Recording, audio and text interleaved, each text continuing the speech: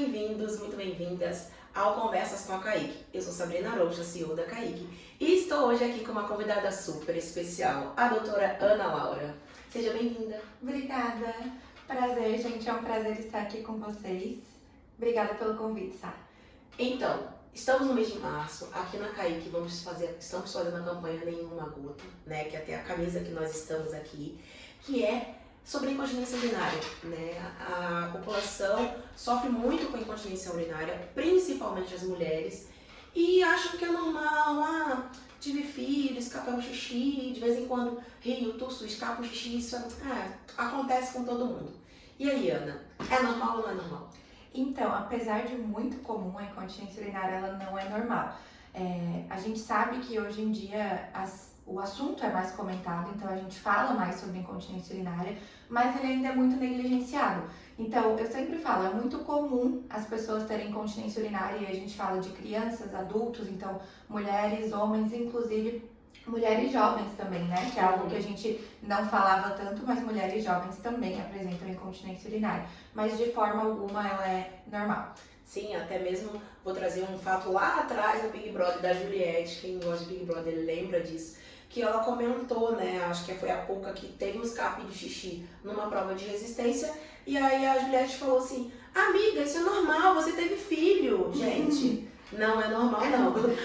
Você é no consultório, né, Ana? Tu atende mulheres, tu atende crianças, vamos falar um pouquinho das mulheres primeiro, depois a gente vai falar das crianças também, porque criança também tem incontinência urinária. Fique até o final do vídeo. Nas mulheres, elas chegam com que queixa? Quando elas têm incontinência? É só na gravidez ou não? Não é só depois da gravidez? Não necessariamente. Muitas vezes as mulheres chegam no consultório com outra queixa que não é incontinência urinária, muitas vezes por ter vergonha de falar sobre o assunto, não quer abordar, e a gente vai conversando. Quando a gente chega ali no meio da consulta, final da consulta, opa, já tive uma gotinha lá uns meses atrás, ou às vezes, ano passado eu tive 2 escapes, mas depois eu não tive mais. Então, como se isso não fosse incontinência urinária. Então, acho até legal que reforçar que a questão da nossa campanha do Nenhuma Gota é exatamente isso, né? Se já teve alguma vez na vida, e na quantidade que seja uma gota, uma quantidade de jato, por exemplo, que é muito comum, a gente já considera incontinência urinária. Então, às vezes as mulheres elas chegam com outro sintoma ou com outra queixa, e aí quando a gente investiga tem uma incontinência urinária. O que acontece na questão da gestação? Ela é um fator de risco para a incontinência urinária, sim, mas não quer dizer que aquela pessoa está com incontinência urinária somente por conta da gestação. Às vezes já vem ali de um processo, de um corpo que já estava um pouco sobrecarregado e com a gestação acaba sobrecarregando um pouco mais e aí acaba tendo os escapes de urina. Sim. Outra que é bem comum, aqueles vídeos de internet, né, gente, vocês já viram, é a pessoa que faz crossfit, que faz atividade física e ela tá ali com a barra, né, nas costas, faz um agachamento e sai o xixi. Eu sempre falo que fortaleceu todos os músculos, mas não fortaleceu o músculo da assoalho pélvico. É isso mesmo, né? É isso. E o que a gente sempre fala, principalmente das práticas esportivas, e hoje muitas práticas esportivas estão em alta também, é que a pessoa não precisa deixar de lado o esporte, mas que ela tenha a prevenção, ou então, se ela já tiver uma queixa, uma incontinência, o tratamento para que ela consiga continuar tranquilamente com a prática esportiva, ou então para que ela consiga ter uma gestação saudável, sem os escapes de urina, um pós-parto um pouco mais tranquilo também. Então, a questão são os excessos, a gente tenta evitar os excessos. Sim, e aí, falando também de mulheres, né, falando das mulheres mais velhas, uma coisa bem comum, até nas mais idosas, eles falam que agora é engraçado porque hoje os 60 anos já não é tão idoso, é novo, né, uma pessoa bem jovem, bem ainda com vigor, mas pensando nas senhorinhas mais idosinhas, aquelas de 80, 90 anos, a gente vê até em artistas, né, que a pessoa fez uma infecção urinária, às vezes morreu por conta daquela infecção urinária. A fisiopélvica também atua nessa infecção urinária, né, no caso de senhorinhas também, mas essas senhorinhas muitas das vezes ela tem uma incontinência. Isso. Eu lembro que quando eu era criança tinha muito aquela questão assim, tipo, né, você tá ali criança parada com as mães e avós e tias conversando e falando, fulana fez cirurgia do períneo, não sei o quê, porque era muito comum, né, fez a cirurgia do períneo, que lá costurava e tudo. Só que depois conversando com várias fisiopélvicas, né, que trabalham comigo, eu fui vendo que faz a cirurgia, mas se não fortalece seu assoalho pélvico, não melhora nada.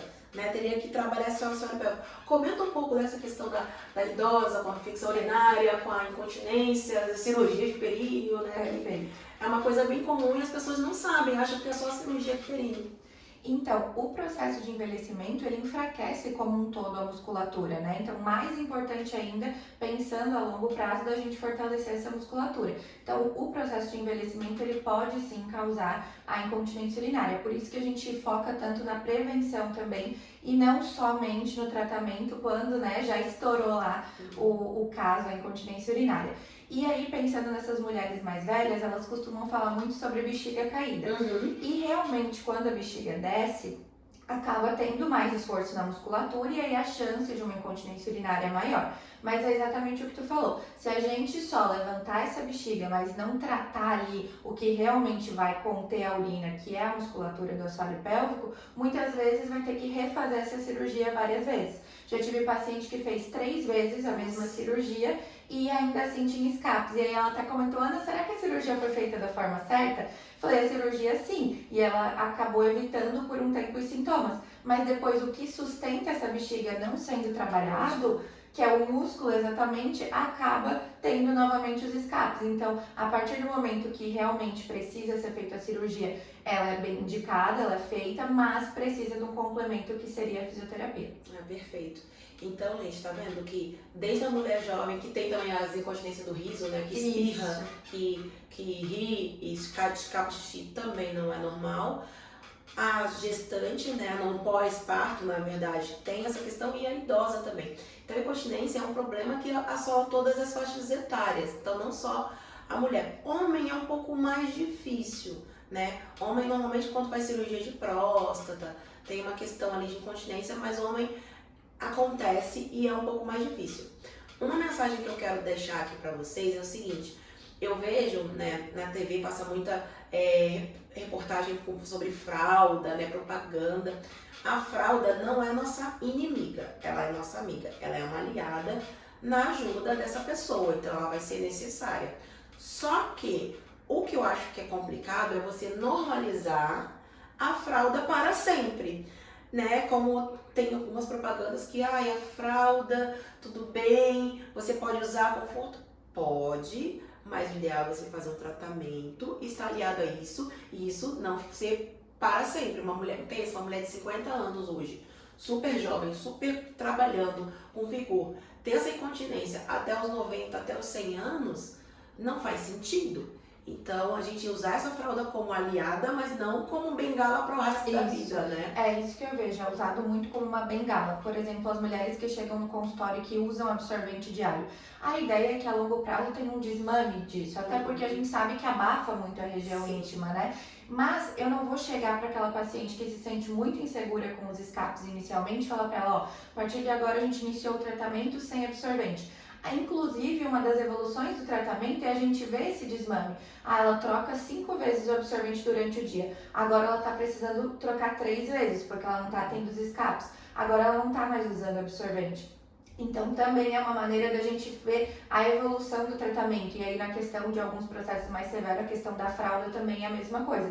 Se possível, a gente fazendo um desmame a longo prazo, para que realmente a gente veja o resultado e ela não sirva como um amuleto. Nos pacotes de absorvente tem ali, né? Para incontinência urinária. Mas a gente tá ali só tapando o sol com a peneira. Sim. Essa é a grande questão, assim. Sim. Uma outra queixa, Ana, que é bem comum das mulheres, criança eu vejo menos, é o acordar à noite, né? Outro dia mesmo atendi uma criança e aí a mãe possivelmente tem uma bexiga hiperativa, pelo que eu conversei ali por alto, e ela falou que ela acorda 3 vezes à noite. E aí olha só, olha como a incontinência é problemática, porque ela falou que ela acorda, e aí por acordar ela fica ansiosa por saber que ela vai acordar, aí ela dorme mal. Ela, além de acordar 3 vezes, ela fica ansiosa e se prejudica mais o sono dela e de manhã ela está cansada. O acordar à noite também não é normal, que as pessoas normalizaram, né? Eu acordo, faço xixi e tal. O que a gente sempre fala sobre acordar à noite. Se a pessoa acabou por algum outro motivo, ou às vezes aconteceu alguma coisa, um barulho, e aí já aproveita e vai ao banheiro, a gente considera ainda dentro do esperado, porque a pessoa despertou não por conta da bexiga. Agora, a pessoa que está dormindo e a bexiga é capaz de interromper o sono dela, ela desperta por causa disso, aí a gente já começa a considerar realmente um problema. E o que acontece é realmente isso, vai virando uma bola de neve, vai virando um problema diário mesmo, né? Todo dia vira aquela rotina, agora eu vou dormir, aí o dormir, que é para ser um momento de relaxamento, vira um estresse, e isso vai causando problemas também depois ao longo do dia para essa pessoa. Não problemas só físicos necessariamente, mas até mesmo emocionais, psicológicos nesse sentido. Sim, é bem complicado. Então, eu ia falar xixi na cama, mas a incontinência ela traz todos esses vieses que vocês estão vendo que são problemáticos. Bom, outro ponto, criança, né? Eu trato criança no consultório, então, para quem não sabe, eu sou nefrologista pediátrica e trabalho com distúrbios miccionais, que são as incontinências urinárias. Então, eu pego assim, de tudo no consultório, desde criança com uma frequência urinária aumentada, né, que é uma possível bexiga hiperativa, que a gente chama, desde crianças com o xixi na cama, né, ou crianças que têm mesmo uma incontinência de molhar o chão, assim, se mija todo. Só fazendo uma pinceladinha, o desfraude, né, ele pode acontecer de 2 até a criança chegar aos 5 anos, então 4 anos e 11 meses. É o período para o desfraude. Não significa que a criança vá desfraudar com 4 anos e 11. Significa que ela tem essa janela ali para que esse desfraude aconteça. Se chegou aos 5 anos e não aconteceu, opa, um sinal de alerta. Mas a criança que, por exemplo, desfraudou com 2 anos e meio, um desfraude consolidado, tudo certo, deu bom, ficou 6 meses seca e começou a ter escapes, peraí, a gente precisa ver isso. Mas eu vou falar um pouco mais aqui no vídeo com a Ana sobre o xixi na cama, que é um tabu ainda, muita gente fica assim, eu fiz xixi na cama até os 10 anos, até os 7, e aí ela não dá muita importância. Só que eu vejo na minha prática, no consultório, que o xixi na cama, ele causa muitos transtornos na socialização da criança, porque a criança quer viajar, quer ir para casa do amiguinho, e aí ela tem receio, né? Essa criança, ela começa a ficar insegura, e principalmente quanto mais velha fica. A criança de 5 anos, 6 anos, ainda não, mas a de 7, 8 ela já começa a ficar insegura. E aí as famílias, mas se eu fiz, porque tem um fator genético, tá? Então assim, tem um fator genético sim, o xixi na cama, mas não é porque eu fiz xixi na cama até os 12 anos que o meu filho precisa chegar nesse ponto, porque você sabe que muitas das vezes você sofreu com isso, né? Até mesmo essa questão de insegurança, de várias outras coisas.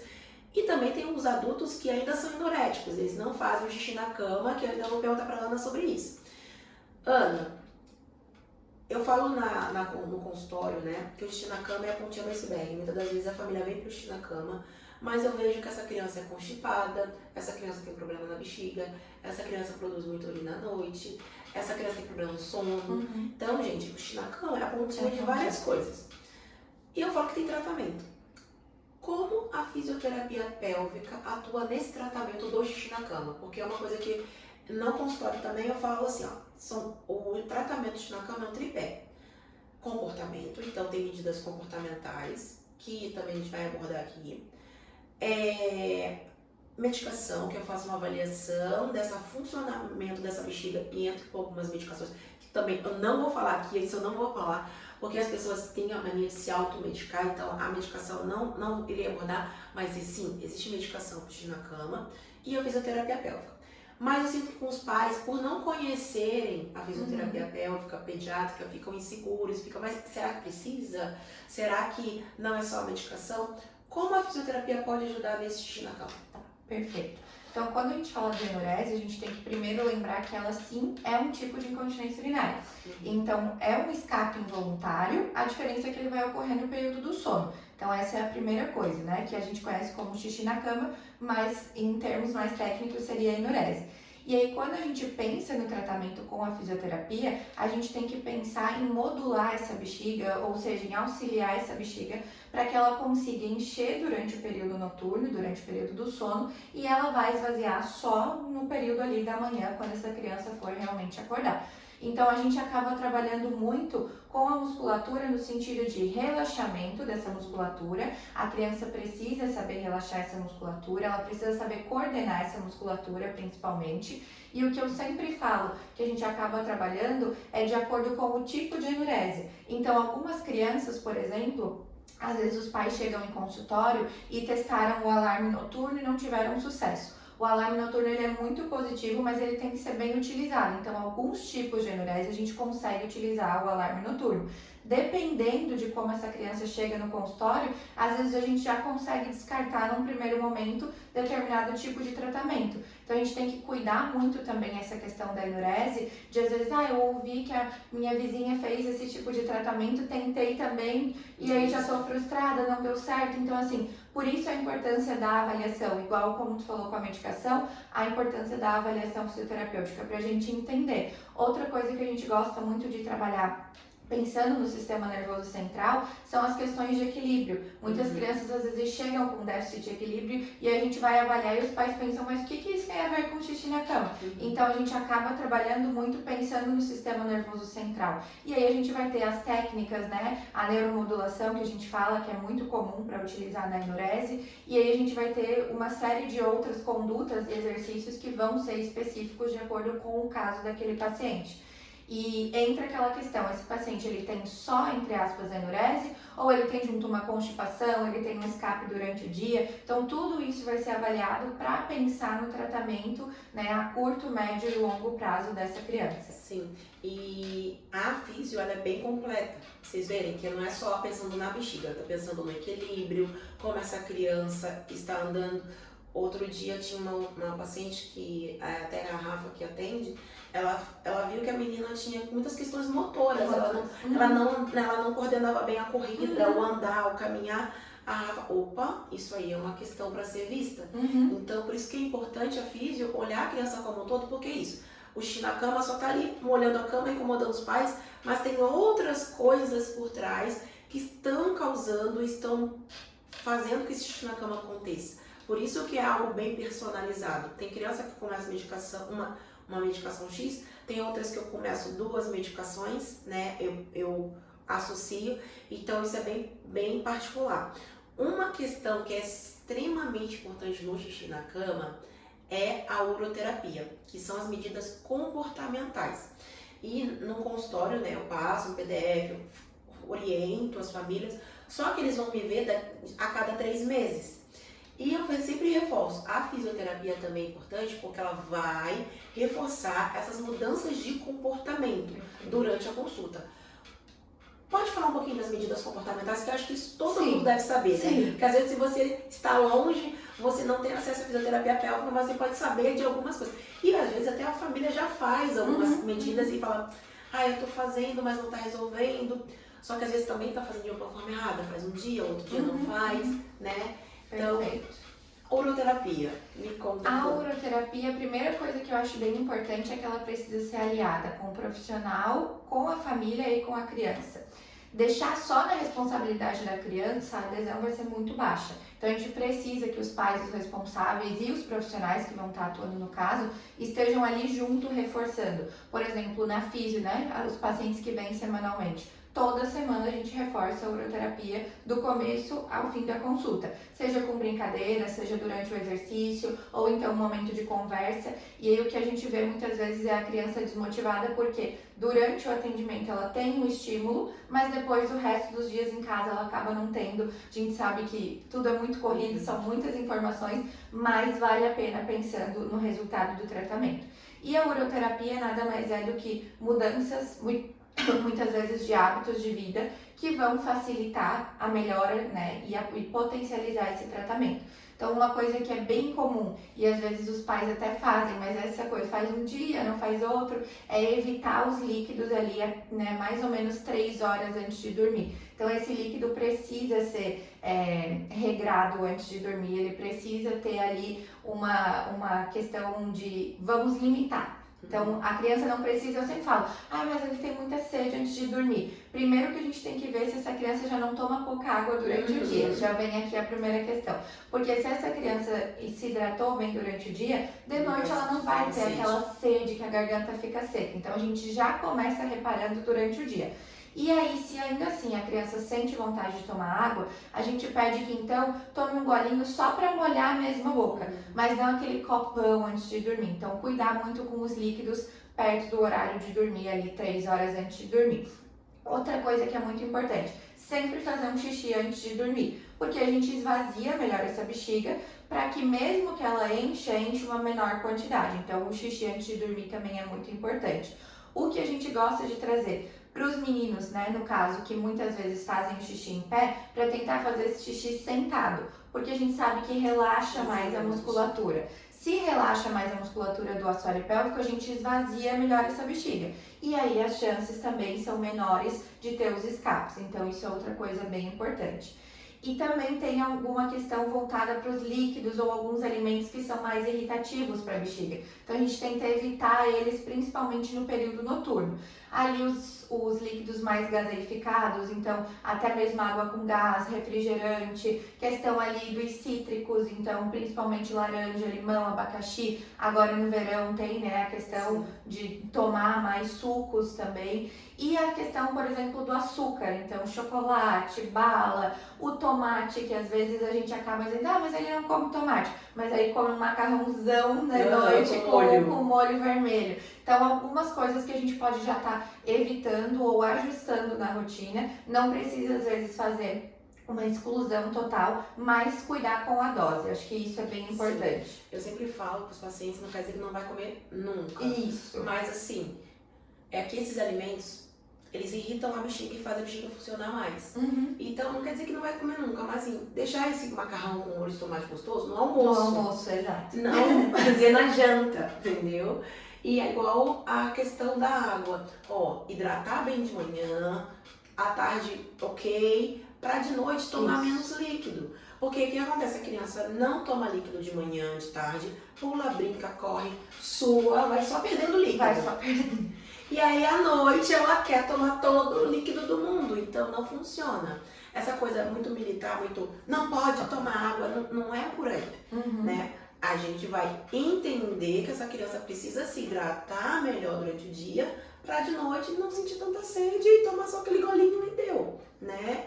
Criança que toma mamadeira ainda, né, mais velha, e reduzindo essa quantidade, esse volume, reduzindo progressivamente, porque é importante, né? Não adianta a criança estar tomando medicação, fazendo fisioterapia e as medidas comportamentais não estão sendo feitas. Uma das medidas comportamentais que também é bem importante é tratar a constipação. Ela não é comportamental, só comportamental, né? Ela é uma questão orgânica, mas assim, para a criança que faz xixi na cama, a constipação ela é bem importante ser tratada. Por quê? O reto, que é onde armazena o cocô, está aqui, e a bexiga, onde armazena o xixi, está aqui. Eles são muito próximos anatomicamente. Se esse reto está cheio de cocô aqui, ele pressiona essa bexiga. Tem uma amiga que fala que parece uma mochilinha, como se a bexiga tivesse uma mochilinha pesada nas costas, e aí escapa. Então, a gente tem esse escape de xixi, por quê? Porque a criança é constipada. Então, já inúmeras crianças que já tratei, veio aqui por conta do xixi na cama, mas a criança é super constipada. Só tratando a constipação, a família fala, olha, diminuiu bastante o volume. Ou então, era todo dia, agora tá 3 vezes na semana. Então, era algo que estava potencializando aquele escape na noite. Então, a gente, né, acaba olhando também, tratando essa constipação, e na físio também, né, tu olha, sempre perguntando como é que está o cocô, porque isso faz parte, né? Semanalmente, porque às vezes é uma criança que até então não tinha um quadro de constipação e começa a desenvolver e a gente vê que o tratamento não anda, tem alguma coisa acontecendo aqui. E por isso que muitas vezes os pais se frustram ou cansam de tentar e daí chegam, não, a gente já tentou tudo, não deu, agora a gente veio realmente para um tratamento específico. Porque muitas vezes não tem esse olhar que a gente acaba, né, tendo um pouco mais técnico de, tem uma constipação aqui que está atrapalhando, ou também tem um escape durante o dia que está, né, sobrecarregando essa bexiga. Então é importante o quanto antes buscar o tratamento, né? A gente sempre fala, porque às vezes vai negligenciando, uma hora passa e essa hora pode ser com 11 anos, pode ser com 10 anos, e aí vai conviver muito tempo com isso. E aí tanto a incontinência urinária que a gente estava falando ali mais clássica do dia a dia, quanto essa questão do xixi na cama, que seria uma incontinência noturna, a gente tem que cuidar com esses aspectos de qualidade de vida. Hoje já tem se falado muito o quanto a incontinência urinária atrapalha na qualidade de vida. Então, assim, é algo que desgasta a criança, no caso a mulher, o homem, a família. Normalmente eu brinco que os pais que chegam com criança com enuresia, eles já chegam muito cansados. Eles já estão, assim, literalmente desnoitados, porque eles já estão muito sobrecarregados, porque daí toda noite é uma questão ali. Tem criança que logo que faz xixi na cama vai para a cama dos pais, tem criança que às vezes chama os pais ou que faz mais de uma vez xixi durante o período do sono, então muda toda a rotina da família. E tem muitos pais que às vezes estão no segundo filho, então estão com um bebezinho, já tem toda a demanda do bebê e ainda tem mais essa outra demanda que também é noturna. Então assim, acaba que a família desestabiliza num todo nessa questão e aí eles já chegam bem exaustos, assim, quero resolver de uma vez, porque eu não tenho mais pra onde correr. Sim, e é uma coisa bem comum mesmo, eles chegam cansados e muito ansiosos. E uma coisa que eu gosto de alinhar a expectativa é que muitas das vezes eles marcam consulta comigo e acham que, mês que vem meu filho parou de fazer xixi na cama, só que não. É um tratamento que é um pouco chatinho porque ele é demorado. Tem a questão do corpo entender a funcionar, normalmente a bexiga funcionar da maneira adequada, então isso demora um pouco. Então, normalmente já alinho a expectativa. O tratamento vai ser de 6 meses a 1 ano. Tem criança até que demora mais de 1 ano, mas são poucas que demoram mais de 1 ano, mas essa é a média, né, que eu vejo de tratamento. É importante mudar hábito, mudança de hábito é difícil. A fisioterapia, eu gosto de comparar com uma academia, né? Você tá lá na academia, 1 mês, olha pro corpo, tá igual. 2 meses, olha pro corpo, tá igual. Mas ao longo do tempo, você vai ver que seu corpo vai mudando. Então, pra tirar essa ansiedade deles, porque como eles já estão muito cansados, eles já querem um resultado milagroso. E assim, tem uma medicação que normalmente eu passo, que tem criança que tira com a mão, tem criança que não. Então até teve um pai que eu atendi essa semana, ele falou assim, como assim tirar com a mão? Eu falei, tem criança que toma, melhora rápido. Tem criança que diminui volume, tem criança que diminui a frequência, tem criança que parece que não está tomando, então eu não sei como vai ser no organismo do seu filho.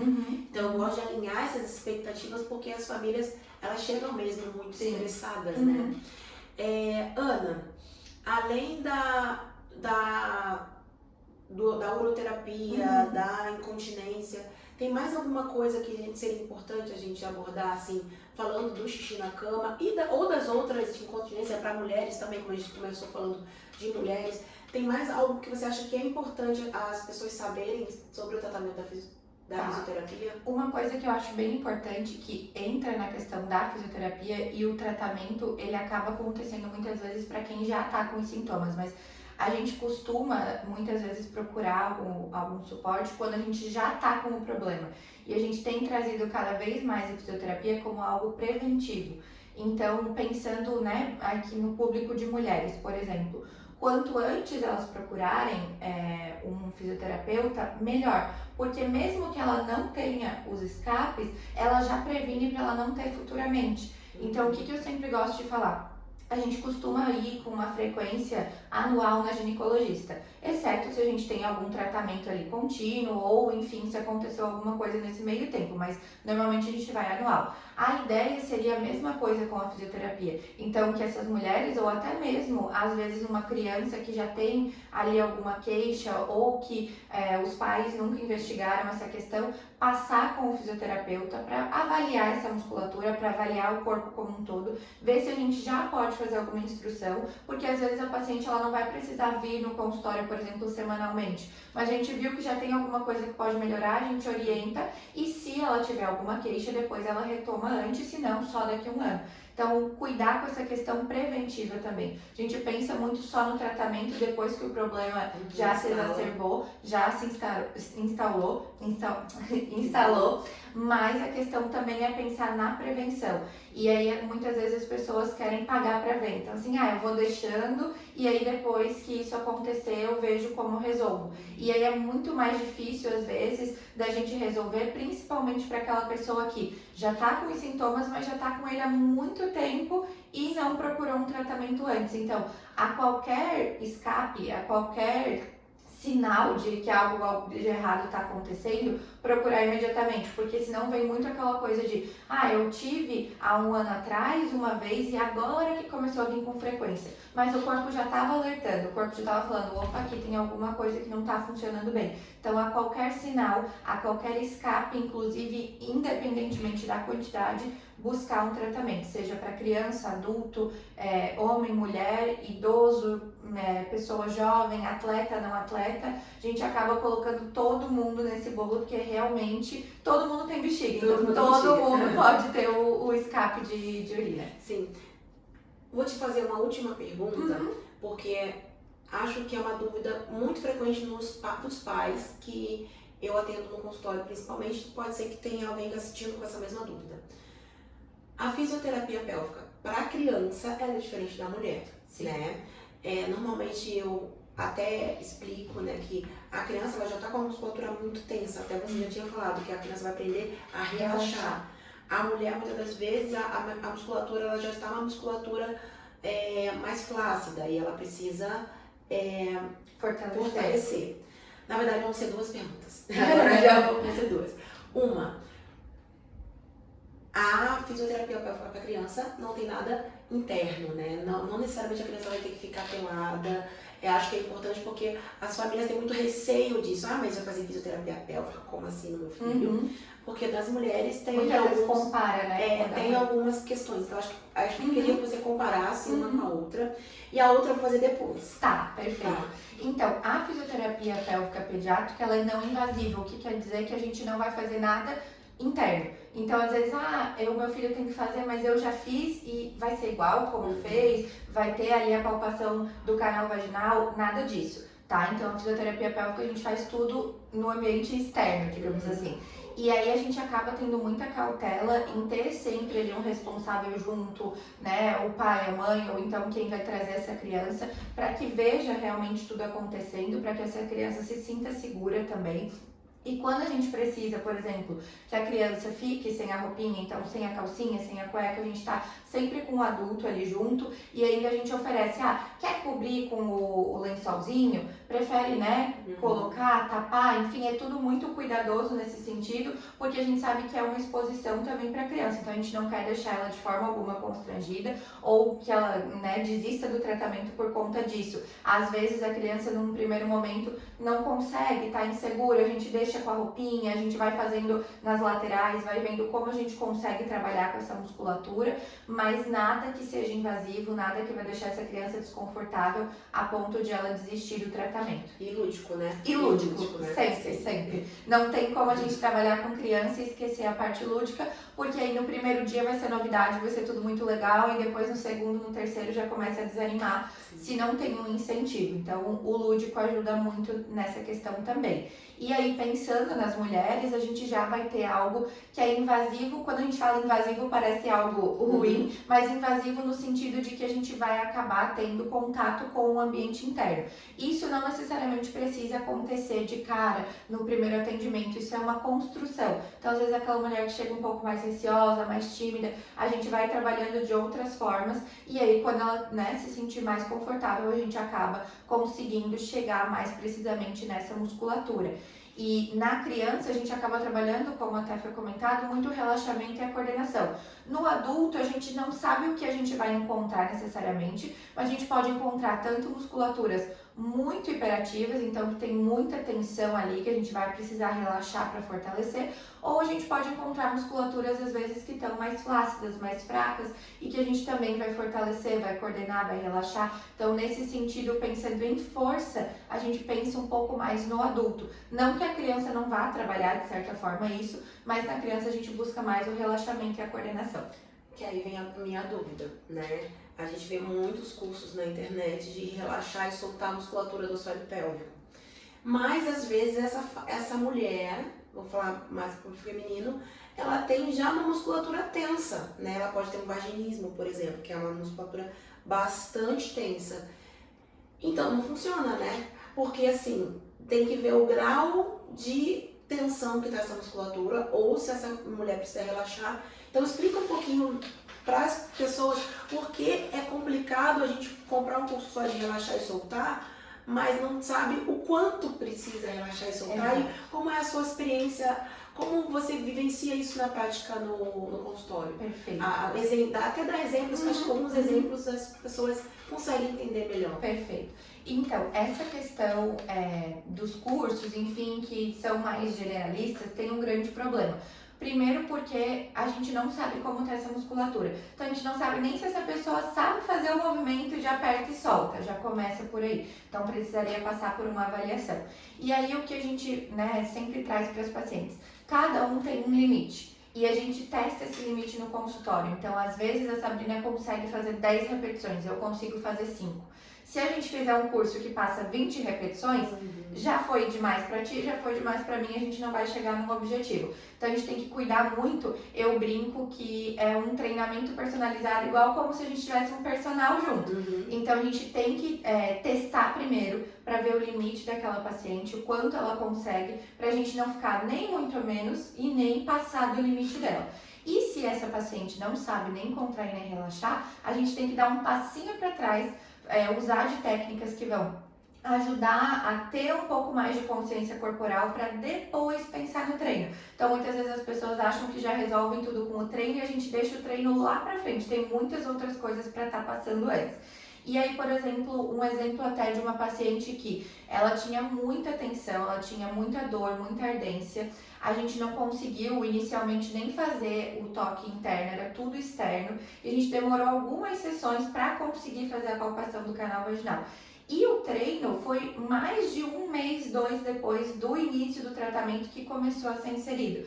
Porque primeiro a gente teve que, organizar toda a casa, então tirar todas as tensões, dar um pouco mais de relaxamento para a musculatura, também resolver ali a questão da ardência que impossibilitava bastante a questão da palpação, para depois inserir um treino. Então a gente tem que cuidar porque é uma musculatura que ela já está tensa, a gente começar a sobrecarregar ela vai ficar mais tensa ainda. E aí a pessoa, ao invés de ter o alívio dos sintomas, ela vai ter a piora dos sintomas.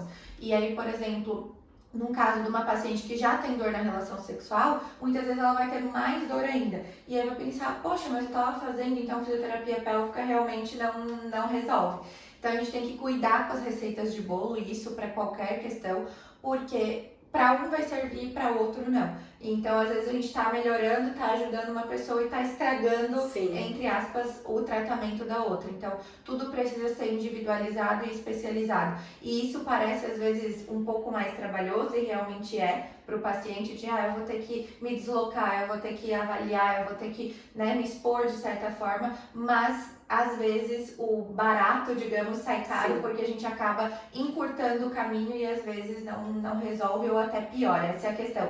Não é não só não resolver, mas é piorar o quadro ou piorar ali os sintomas. Sim, perfeito.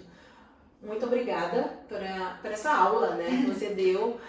Acho que é bem importante trazer esse tema. As pessoas, na verdade, a gente trouxe só uma pincelada de tudo que a gente pode falar sobre incontinência urinária.